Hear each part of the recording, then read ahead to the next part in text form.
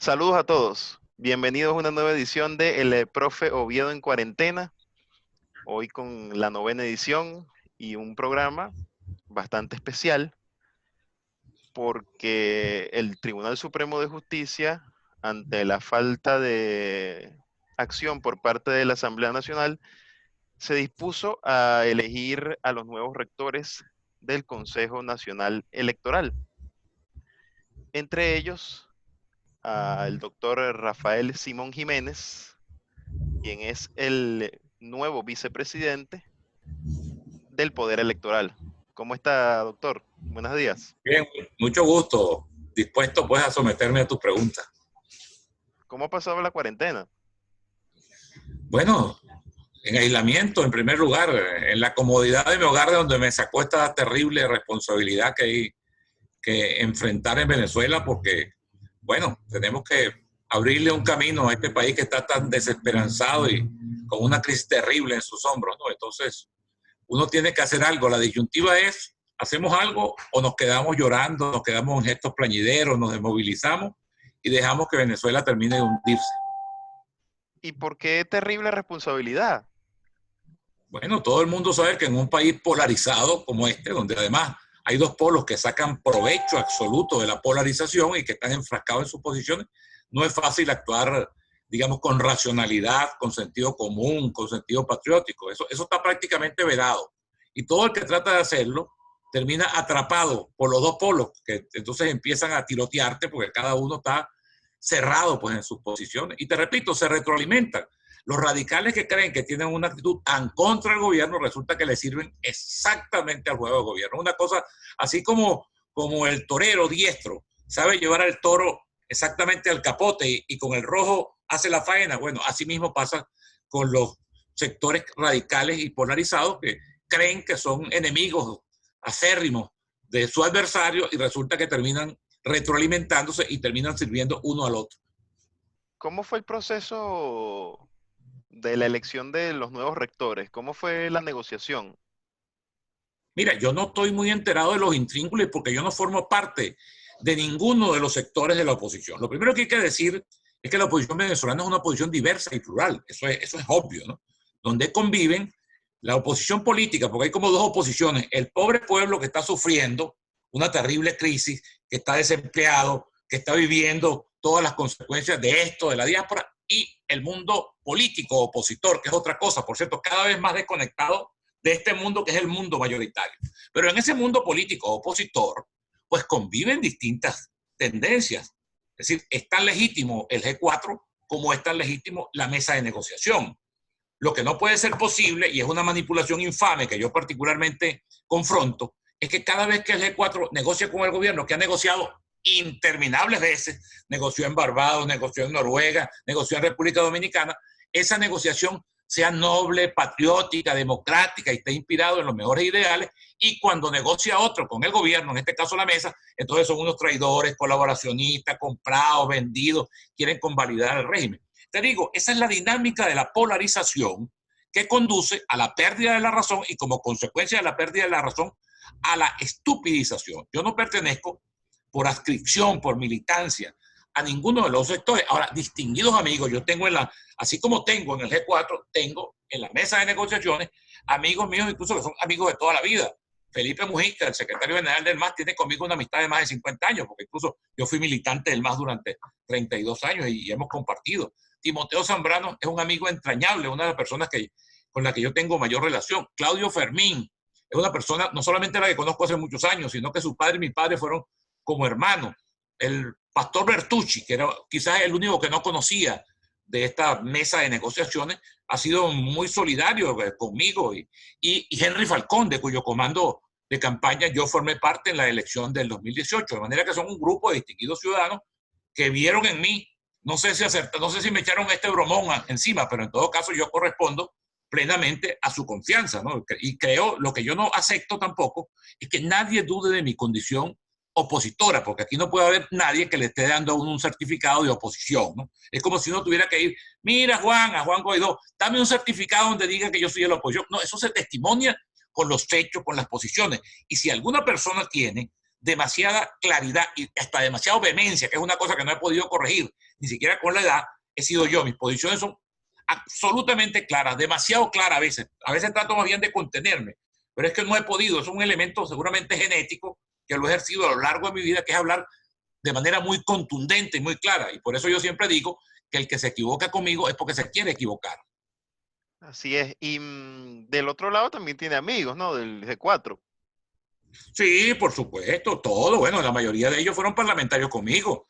Un gran aprecio por Borges, por Henry Ramos, por el propio Juan Guaidó.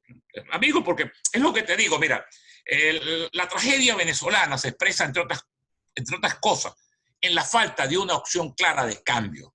En todos los países del mundo, incluso países que han pasado por crisis peores que las venezolanas, la crisis tiene un catalizador normal, que es que hay una alternativa, hay una salida, hay una opción que aparece allí en el horizonte próximo como una salida. En Venezuela, lamentablemente, la oposición, por estas pugnas, por estos ataques, se han encargado de ellos mismos trozarse en pedacitos, bueno, y darle la gran ventaja al adversario que goza, disfruta y llega al éxtasis cada vez que ve una posición cada vez más dividida, cada vez más confrontada y cada vez más tasajeada. Usted estuvo tanto en el comando de campaña de Henry como en aquel comando de campaña de Manuel Rosales. De Manuel Rosales en el 2006. Y tú Pero, sabes que es lo... Oye, vale, ah, dicen que el hombre... Hay una fábula de la mitología griega, que es la fábula de Sísifo Rey, ¿no? El hombre que Dios le pone de castigo cargar con una piedra, que él va subiendo y subiendo y subiendo, y cuando va por la mitad la piedra va y tú vuelves otra vez. Y eso, esa fábula que es muy compleja y muy mitológica, tiene una expresión muy criolla y muy contundente, que dicen que el hombre que es el único animal que choca dos veces con la misma piedra. Y te estoy diciendo esto, porque en el 2006, cuando nos embarcamos en la candidatura, embarcamos en el buen sentido de la palabra, no solamente de Manuel Rosales, hay que darle crédito a Borges, que fue precandidato a Teodoro Peskov, una persona a la que yo estoy vinculado desde niño.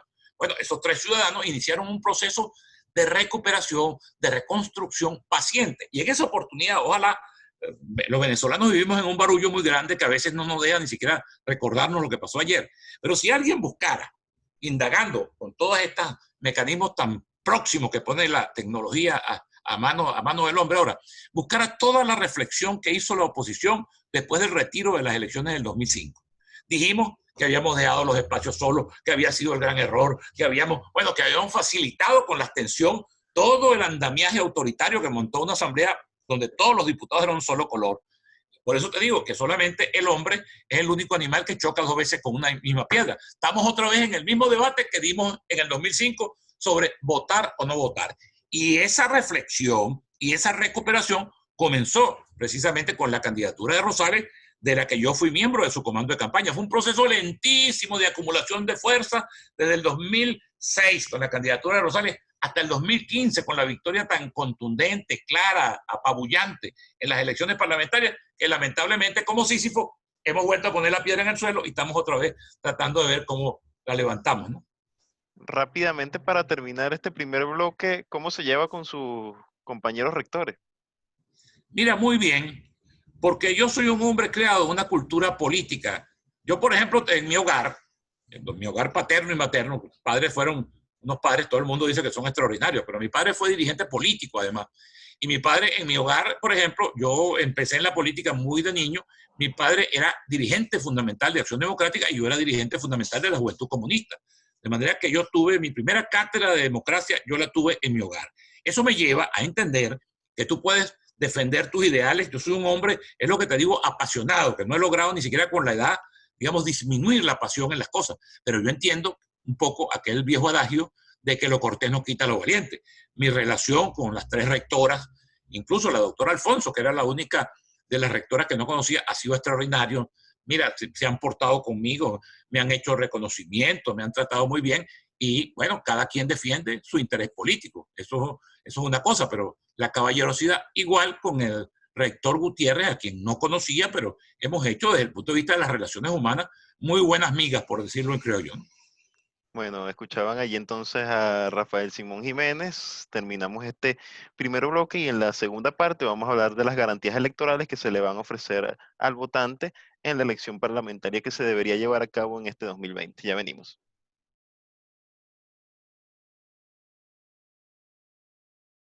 Continuamos acá en el Profe Oviedo en Cuarentena, conversando con el vicepresidente del Consejo Nacional Electoral, Rafael Simón Jiménez. Cuénteme, vicepresidente, actualmente hay un poco de desconfianza en el elector, quizá por el sistema electoral, pero también porque, fíjese, la oposición gana la elección del 2015 y le quitan los diputados de Amazonas. La oposición gana una gobernación y le ponen un protector, que es prácticamente una gobernación paralela. ¿Cómo defender eso en este nuevo sistema? Mira, yo quiero primero hacerte un recuento de lo que ha sido precisamente todo este tema electoral, vamos a decir, a grandes trazos. En primer lugar, digamos, confrontar o neutralizar los señalamientos que pretenden establecer como un delito de lesa patria que a nosotros nos haya nombrado el Tribunal Supremo de Justicia. El Tribunal Supremo de Justicia ha nombrado todos los CNE que se han nombrado en los últimos tiempos. La única vez que no nombró el CNE fue cuando lo eligió la asamblea donde todos los diputados eran chavistas como consecuencia del retiro de la oposición, que fue cuando fue rector Vicente Díaz. De resto, todos los demás han sido nombrados por este mismo procedimiento. Vamos entonces a las condiciones electorales. También te voy a hacer un recuento. En el 2005 nos retiramos de la contienda electoral parlamentaria con el argumento de que nosotros íbamos a legitimar un régimen. Un argumento engañoso, porque por un lado tú dices que este es un régimen que se sostiene por la fuerza, dicen quienes confrontan al régimen que este régimen es un régimen que tiene su asidero en la violencia, en las Fuerzas Armadas, en grupos, digamos, de poder de violento, poder de fuego, y por otro lado dice que tú cuando vas a votar vas a conectar. Es una contradicción absoluta en el discurso. Si un régimen se sostiene sobre la fuerza, no tiene necesidad, además no le daría legitimidad a hacer unas elecciones y ganar unas elecciones. Esto es una contradicción absoluta. Pero te explico la secuencia, un poco, como digo yo, en beneficio de la verdad, porque lo importante es que prevalezca una información veraz y que a partir de esta información cada quien tiene su legítimo derecho a tener la posición que tenga, y es absolutamente respetable. Pero que no se falseen los hechos, porque a partir de los hechos y una información adecuada es que tú puedes tomar partido racionalmente. El que está obnubilado, el que está apasionado, el que no entiende razones, pues nunca las entenderá ni que tú le pongas lo que le pongas por delante. En el 2005 nos retiramos de la Asamblea Nacional y toda la Asamblea fue roja rojita. En el 2010, luego de haber rectificado esa línea y luego de todo ese proceso de recuperación que se inició con la candidatura de Manuel Rosales, el chavismo sabía que podía perder las elecciones parlamentarias del 2010. ¿Qué hizo? Y eso lo recuerdo, porque te digo, son cosas que se pueden simplemente en Google, en cualquier buscador, tú lo puedes ratificar. Los circuitos. En primer lugar, Diosdado Cabello, como presidente de esa Asamblea Nacional, eliminó la elección directa de los diputados al Parlamento andino y al Parlamento latinoamericano. ¿Por qué la eliminó? Porque esas dos listas electorales se elegían por representación proporcional. Y él sabía que la oposición, porque además el gobierno lleva, digamos, una percepción diaria de la realidad en sus salas situacionales, en sus elementos de medición cotidiana de la opinión pública. Ellos sabían que la oposición podía ganar en los votos. Entonces, eliminaron toda expresión de la representación proporcional genuina. ¿Qué pasó para hacer corto el cuento? Efectivamente, la oposición sacó más votos que el gobierno, que el MBR, pero ellos ganaron en los circuitos mediante ese sistema marañoso de adjudicación de circuitos y listas.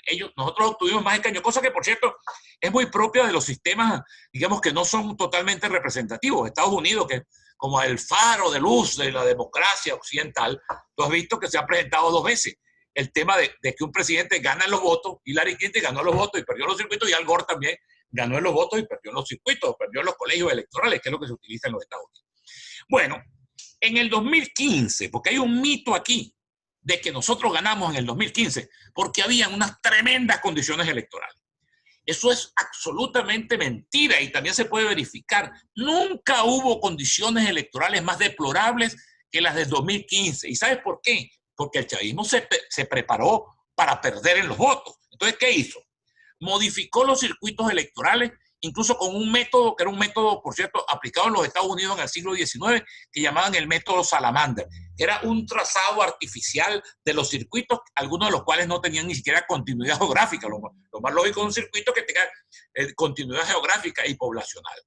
En segundo lugar, establecieron un trasvase de votos de las zonas donde la oposición se sabe que tiene concentrada su votación, como el este de Caracas, lo llevaron a los valles del Tuy. Disminuyeron, le quitaron un diputado al circuito Chacao, Baruta, Latillo y lo transfirieron a los valles del Tuy. Utilizaron el método de las morochas, que es un método tramposo, mediante el cual tú te sobrerepresentas utilizando dos tarjetas que entonces obtienen al mismo tiempo por lista y por circuito. Es decir, nunca hubo condiciones más deplorables que la del 2015. Ahora, ¿por qué ganamos?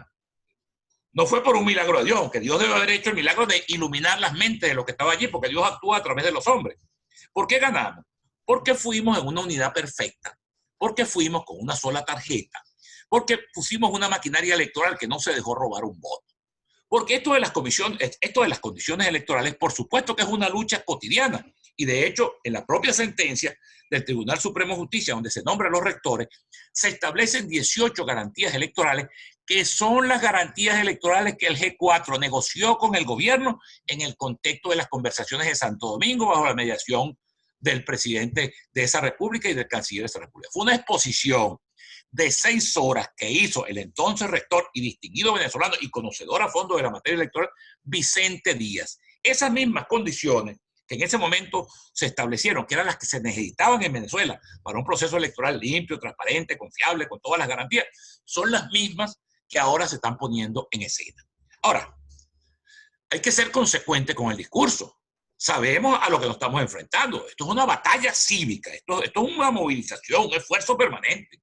Nosotros no podemos, o los que dicen eso, no pueden ser, es lo que te digo, inconsecuentes con su propio discurso. Si estamos diciendo, como dicen muchos, que esto es una tiranía, que esto es un régimen, no sé, no pueden haber elecciones como en Suiza, ni como en Finlandia, ni como en Suecia. Es una batalla electoral. Siempre, todas las batallas electorales se han dado en ese mismo contexto, con ventajismo, con abuso de poder, con utilización de los recursos públicos.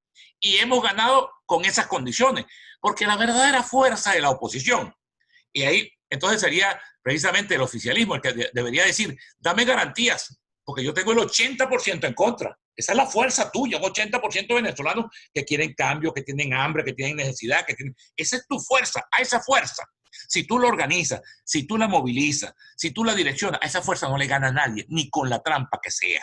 En el fondo, los abstencionistas lo que tienen es una profunda desconfianza de la gente, de ese pueblo, porque saben que a ese pueblo lo han frustrado y lo han engañado durante mucho tiempo y que ese pueblo pudiera no responderle electoralmente precisamente por eso, porque lo han metido por tantos caminos fallidos que la gente hoy en día en Venezuela, con buenas razones, una parte muy importante de la población está anclada en la desesperanza.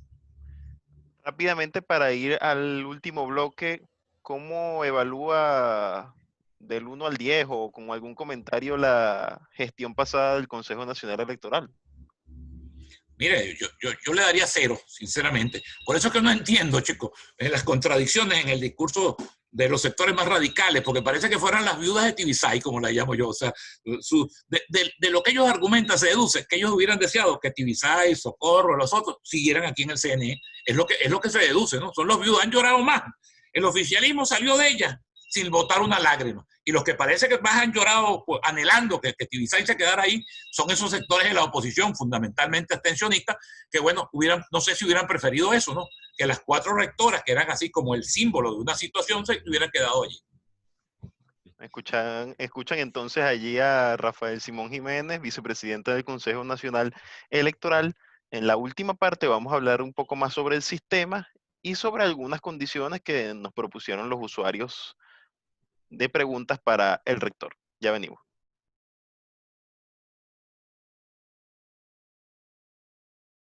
Llegamos a la parte final de El Profe Oviedo en Cuarentena, conversando hoy con el Rafael Simón Jiménez, vicepresidente del Consejo Nacional Electoral.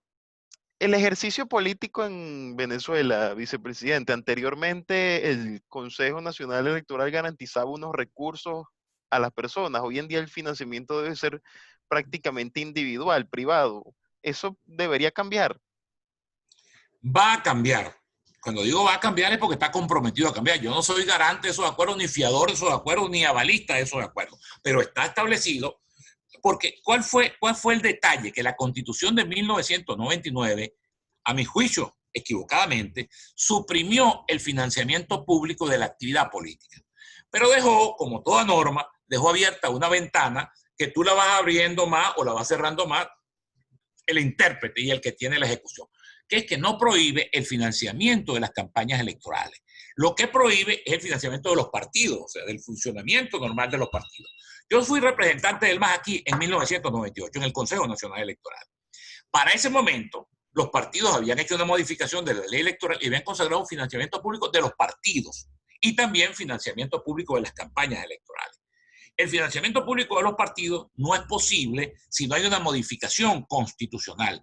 Pero la ventana que está pactada en estas garantías, estos acuerdos que se va a abrir, es el financiamiento público de las campañas electorales, que además es el método más sano. Mira, aquí en el 97, 98, en ese tiempo que yo estuve aquí, hubo el tema de la discusión del financiamiento, de las fuentes de financiamiento de los partidos. Entonces, ¿cuál es la fuente? ¿Qué es lo que puede evitar que los partidos los influya el narcotráfico, los influya el crimen organizado o utilicen los recursos públicos en función de sus intereses? Bueno, que el Estado financie en condiciones de igualdad y financiar, porque a veces también hay el prejuicio de la gente que financiamiento sea derroche, ¿no? Ah, no, el CNE va a dar... No, es financiamiento con limitaciones. Y financiamiento no significa entrega monetaria, financiamiento significa asignación incluso igualitaria de acceso a los medios públicos, a los medios privados, el financiamiento de cuñas, todas estas cosas que no implican, te repito, desembolso dinerario concreto, ¿no? ¿Van a seguir trabajando con Smartmatic? Chicos, ese tema no está claro todavía. Como tú sabes, pues yo tengo muy poco tiempo al frente de mis funciones. Hay un tema a resolver que es el tema de la automatización a propósito de la quema de las máquinas de votación que hubo allí. Yo sobre eso no ha habido todavía claridad de cómo se va a resolver ese problema. Ahora yo entiendo que, para utilizar un viejo término de la política, que Smartmatic se autoexcluyó del asunto con las declaraciones que dio a propósito de su participación en las elecciones constituyentes, ¿no? Sí. Otra pregunta interesante, doctor. ¿Debería depurarse en algún momento el registro electoral y hacer uno nuevo? Mira, yo tengo una propuesta que, por utilizar un término que se ha desacreditado mucho, es mucho más revolucionaria. Es que no haya, yo considero esta forma de registro electoral una rémora, una cosa absolutamente vieja. ¿Qué debía hacerse en Venezuela? Y creo que así funcionan los estados modernos, los estados democráticos modernos. Que el registro electoral sea automático en el momento que la gente cumple 18 años. Venezuela tiene 3 plataformas. Una plataforma que es el registro civil, otra plataforma que es la identificación y otra plataforma que es el registro electoral. Esas 3 plataformas, o los datos de esas 3 plataformas, deberían retroalimentarse, de manera que uno, cuando cumpla 18 años, automáticamente, sin necesidad de un toldo ni una jornada extraordinaria, pase a ser parte del registro electoral. Y por supuesto, quedarán los reclamos, quedarán las posibilidades de que una gente que no haya sido incluida se incluya. Porque la verdad es que ese mecanismo que se utiliza en Venezuela es una rémora, es una cosa absolutamente antihistórica, que tú tengas que ponerte un kiosquito ahí en una planillita, cuando tú tienes precisamente, si para algo sirve la tecnología y el desarrollo acelerado y vertiginoso de la tecnología, es para abreviar todos esos procesos y colocarlos a tono con la modernidad. ¿Cómo van a hacer? Lo han denunciado mucho, no trampa como tal en los centros electorales, sino el ventajismo, que si le ponen un punto rojo, ¿cómo va a ser la actuación ahora de la mano con el Plan República? Porque yo no creo que el Plan República vaya a desaparecer.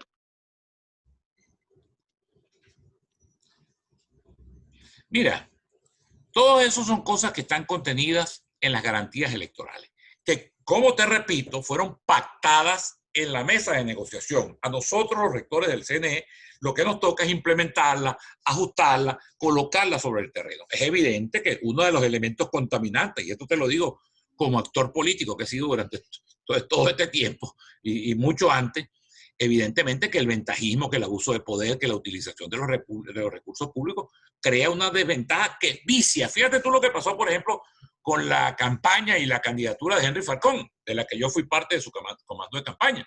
Henry Falcón denunció y se retiró el propio día de las elecciones porque, habiendo establecido unas normas, digamos, básicas de neutralizar todas estas cosas, se repitieron. Entonces, bueno, lo importante es que sepamos que no estamos en Francia, ni estamos en Suiza, ni estamos en Suecia, ni estamos en ningún país, que estamos en un país como tal y como es, con una democracia que tiene déficit, con un problema serio, y que, digamos, nos dispongamos a brincar por encima de los obstáculos que tengamos que brincar, desbloquear los que tengamos que desbloquear, reclamar lo que tengamos que reclamar, pero no es una cosa, por eso te digo que a veces la gente exige unas condiciones que nunca se... Primero que no hay sistema electoral perfecto.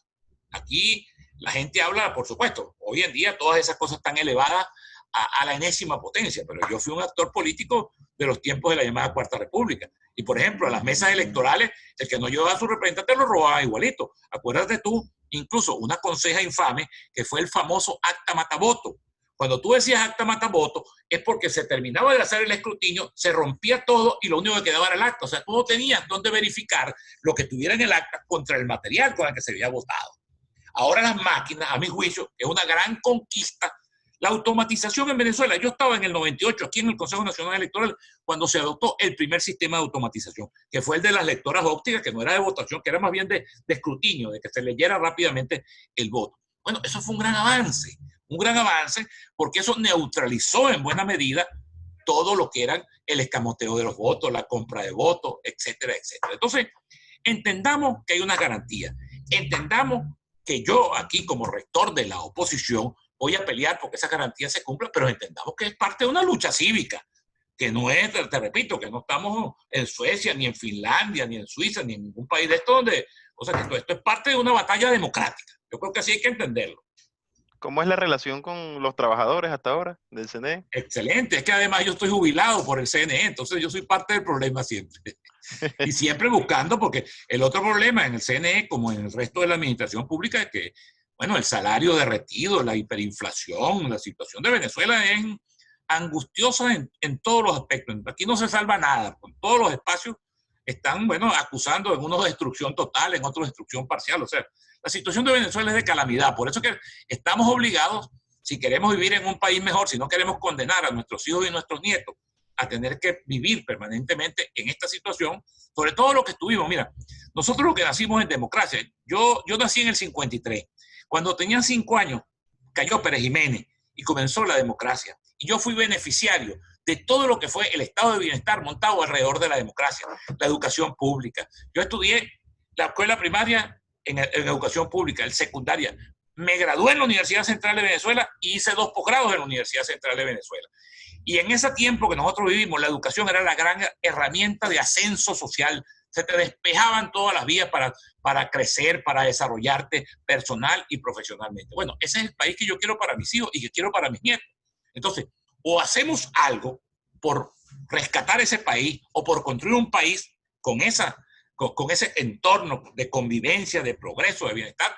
Bueno, vale, o nos quedamos resignados. Yo siempre pongo el caso y eso no le gusta, porque yo digo las cosas para el que le guste y para el que no le guste. Pero yo no quisiera estar sentado como esos viejitos que yo veo famélicos y roídos en el malecón de Cuba, esperando 70 años que le dijeron que venía un barco de los Estados Unidos a salvarlos. Y ahí están muriéndose de hambre. Lo que no hagamos nosotros los venezolanos, mira, el aporte de la comunidad internacional es valioso, es importante, se aprecia, pero lo que no hagamos los venezolanos por nosotros mismos no lo va a venir a hacer nadie. Y ese aporte de afuera no debe ser un aporte tutelar, para que nos digan a nosotros que estamos aquí toreando el toro en los medios, qué es lo que tenemos que hacer.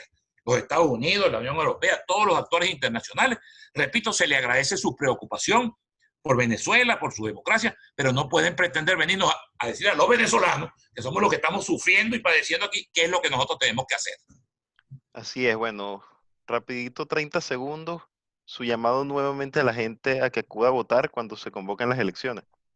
Sí, es que Venezuela, mira, el problema de la disyuntiva es facilito. Si aquí tuviéramos 5 opciones, yo diría, bueno, cada quien escoge una. Es o votamos o no hacemos nada. Por eso yo le digo a quienes plantean la abstención, díganle a la gente cuál es la ruta de la abstención. Porque es muy fácil que yo te diga, no hagas nada. Ahora, lo difícil es que yo te diga, no hagas esto, pero haz esto, porque por aquí es donde vamos a salir. En Venezuela, eso que llaman ahora, que es ese lenguaje que se hace clásico, las opciones sobre la mesa, las opciones bajo la mesa, mira, las de arriba, las de abajo y las demás abajo, todas han fracasado. Aquí lo único que queda es rescatar el voto como gran instrumento civil, como gran instrumento ciudadano para cambiar las cosas en Venezuela. Escucharon entonces allí a Rafael Simón Jiménez, vicepresidente del Consejo Nacional Electoral, en una nueva edición de El Profe Oviedo en Cuarentena. Agradecido, doctor, y bueno, No, mucho gusto, mucho gusto. Hemos hecho una gran entrevista. muchísimas gracias. Nos vemos en una próxima oportunidad. Hasta luego.